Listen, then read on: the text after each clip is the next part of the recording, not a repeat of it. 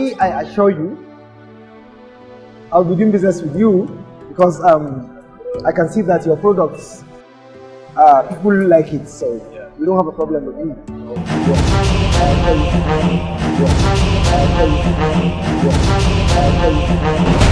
Allah ya fi ka, me kuke tattaunawa?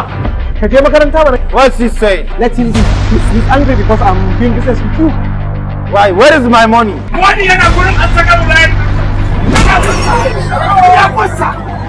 Wannan ya ba ta kudin jama'a ku kawo doki.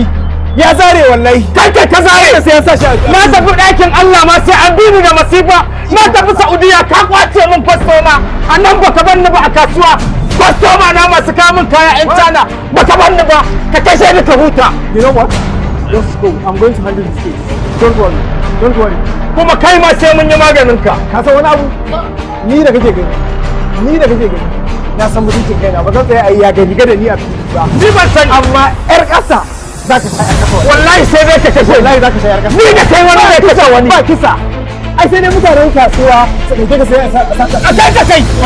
Ko ina sai ka ci cikin wani duka. Ka dan masifa.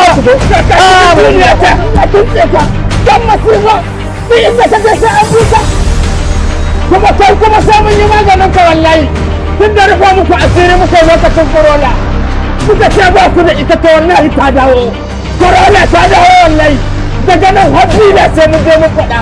Wallahi.